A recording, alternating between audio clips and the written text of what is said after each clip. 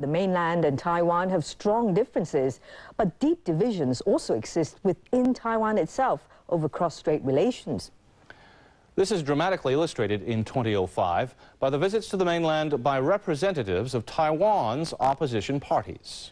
The visits are popular among Taiwanese, but President Chen Shui-bian warns any visit could constitute an act of treason.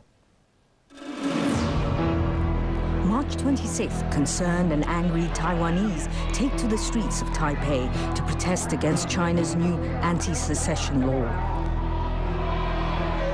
President Chen Shui-bian himself takes part in the march and rally and had called for 1 million people to participate. According to observers, the gathering may have approached that number, although police estimate the crowd at just over 230,000. 2 days later, a delegation from the opposition Kuomintang extends an olive branch and arrives on the mainland for its first such visit in more than half a century. Guangzhou is their first stop since it was the revolutionary base of Dr. Sun Yat-sen, the party's founder. During the 5-day visit, the group also makes stopovers in Nanjing and Beijing, where members meet CPPCC chairman Jia Qinlin to discuss the opening of direct transport links. The trip paves the way for a visit to the mainland by KMT leader Lian Jian. Lian makes that visit on April 27th and calls for peace in the Taiwan Strait. He and his entourage lay a wreath and paid respects to the founder of China's first republic. Lian said Sun Yat-sen's thoughts continue to have great relevance to solving the current political stalemate across the Taiwan Strait. 2 days later, a landmark meeting with Communist Party General Secretary Hu Jintao takes place, the highest level meeting between the KMT and the Communist Party in 60 years. President Hu said he would welcome dialogue with any political party in Taiwan as long as they recognize the 1992 One China consensus. History cannot be changed, said Kuomintang chairman Lian Jian, and he too hoped to build a bright future based on the 1992 consensus.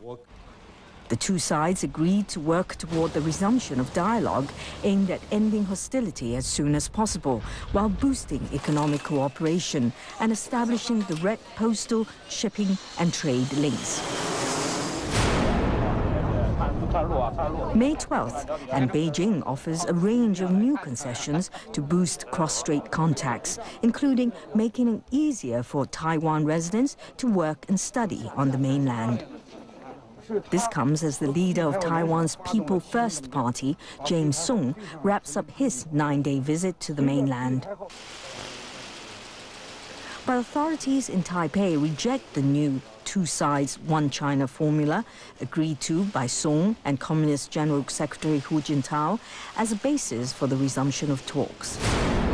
Who will be president of Taiwan in 2008 is obviously of great concern to China. And what is seen as an early primary race for it takes place on July 15th. The Kuomintang party holds its first contested vote in its 110-year history and its first direct chairmanship election. Taipei Mayor Ma Ying-jeou wins the race to become the next chairman of the opposition Kuomintang against Parliamentary Speaker Wang Jinping. 我会在这个基础上，不但继续推动、扩大推动，还要坚持改革。 Former Chairman Lian Jian expressed the hope that the Kuomintang would return to power in Taiwan under his successor.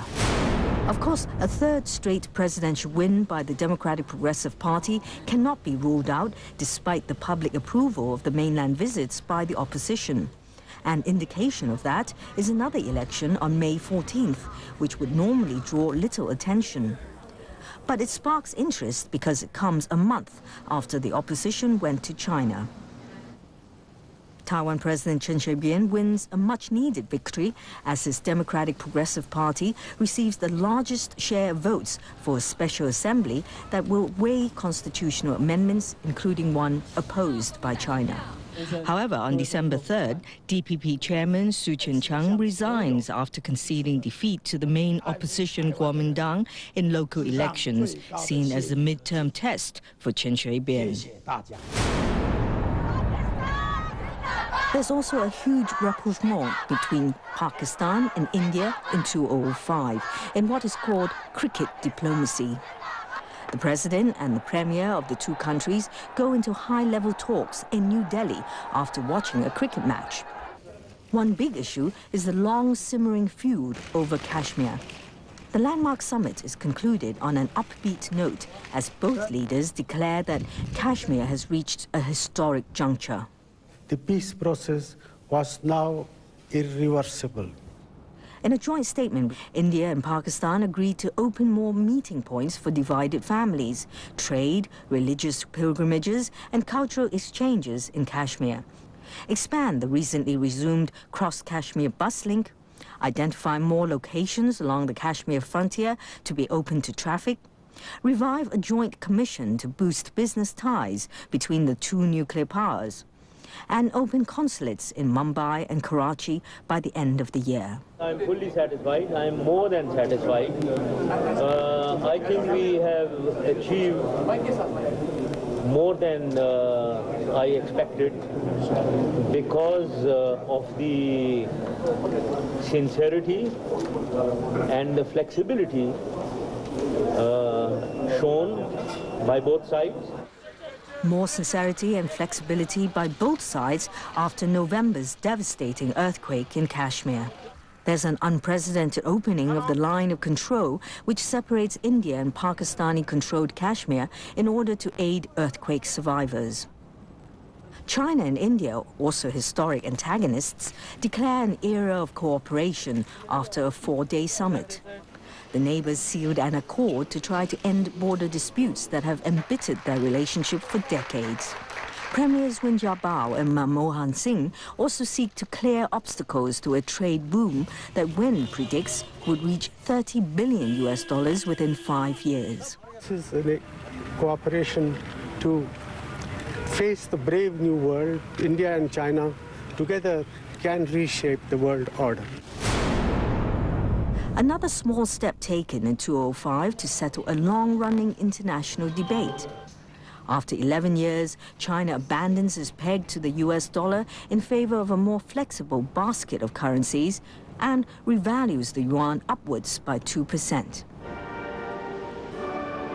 The move is taken by Beijing to appease its biggest trading partners, many of whom had complained for more than a year that a weak currency gave China an unfair advantage in global commerce.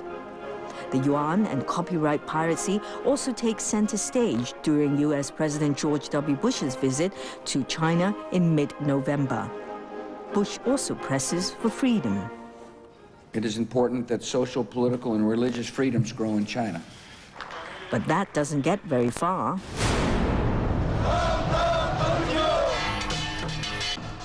Meanwhile, underdeveloped nations like China and India have long complained that developed countries unfairly subsidize their agricultural products. Trade ministers gather in Hong Kong in December for the first time since the 2003 WTO summit in Cancun, Mexico, to try and reach a deal amid huge protests against globalization. Many in France also blame globalization for that country's ills, including a lack of jobs. In late 2005, violent protests and riots by immigrants and their descendants racked that country. Well, that concludes our 2005 World Review. We hope you enjoyed it. We leave you tonight with...